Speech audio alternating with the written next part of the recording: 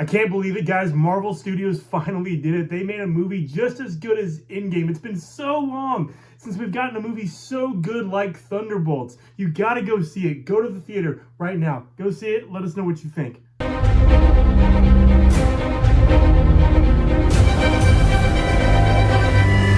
Well, that's at least the hype that the reviews want you to think. All over the news, all over the critics' review, even some of the audience reviews are saying this is the best movie that we've gotten in the Marvel Universe since Endgame. But is that true? Is that the general consensus out there? Does this movie actually live up to the hype by utilizing B-team characters in the Marvel Universe? Well, I just got back from seeing this movie, and I gotta say, I like this movie. It's actually pretty good.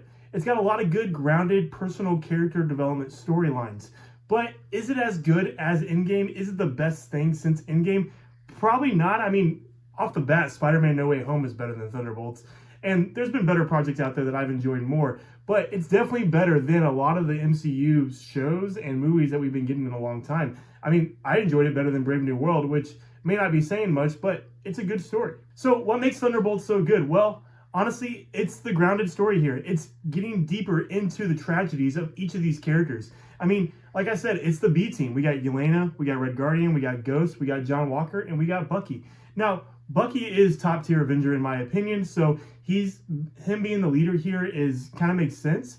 But the standouts of this movie, honestly, are Red Guardian and Yelena. Florence Pugh and David Harbour have always done a fantastic job of these characters, and this movie really just elevates that and that relationship they have as father and daughter.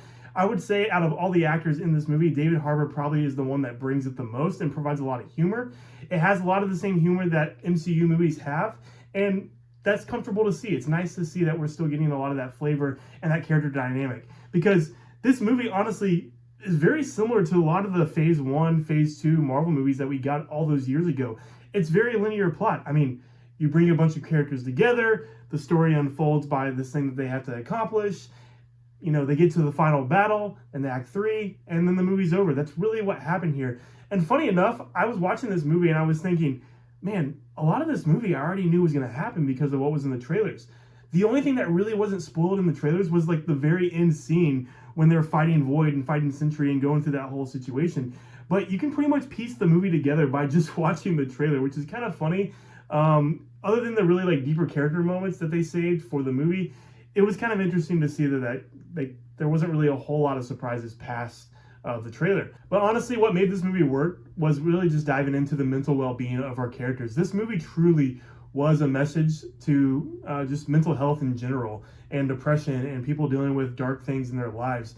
And I think it's a really important message to deal with. And so what they were doing is they were giving us, deeper backstory with Yelena and the sacrifices that she had to make at such a young age when she was pretty much just a slave as a young girl to the Red Room, to the Black Widows. We got, just the faults of Red Guardian and how he has failed as a hero or what he wanted to be as a hero. John Walker, his family left him. Ghost, I mean, she's pretty much just trapped in this suit and just doing odd-end jobs to try to make a living. And then there's Bucky, which the Bucky situation is very interesting. So for those of you that have seen Captain America Brave New World, you got the little tease that Bucky is now a congressman in the U.S. government, which is hilarious to me.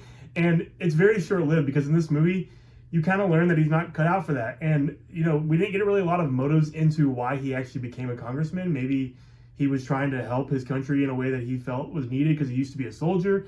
But overall, the congressman life was not cut out for him. And even the villain Valentina in this movie, she made a comment about how he never got a bill passed and it was very short-lived. And, that pretty much makes sense for Bucky's character. So it was interesting to see that storyline set up and then kind of just fall apart in this movie.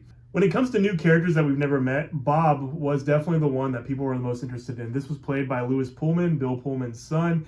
Those of you that know him as Bob in Top Gun Maverick. And he comes back into this fold with the MCU. And we get to see him play a pretty, scarred character. A character who has been through a lot in his life, who signed up to be a part of this governmental project because he thought it was going to make his life better. He was a drug addict. He had an abusive family. And he was looking for something better in his life.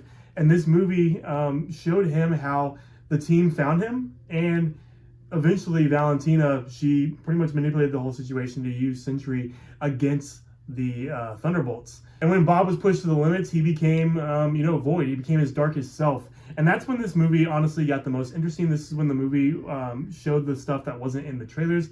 And that was that final fight in New York with Void.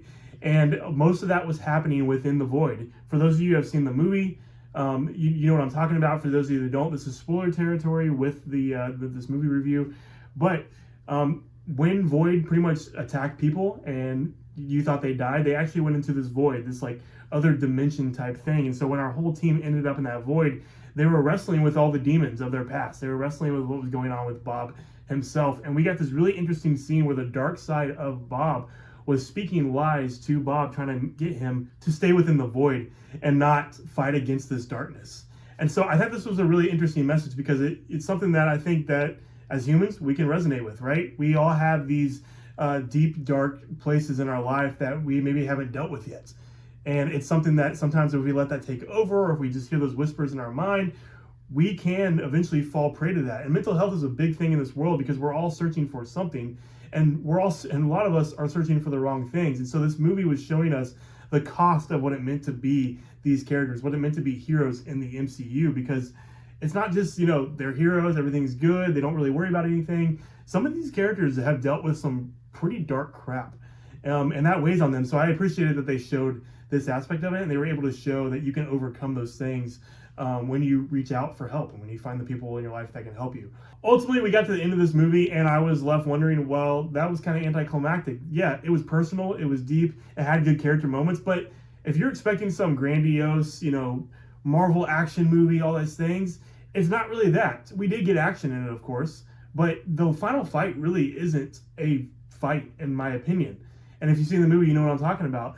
But we get this very big tease at the end once the characters have saved the day, and Valentina, she manipulates the situation once again and tries to pose this as it was her idea to have the Thunderbolts save the day.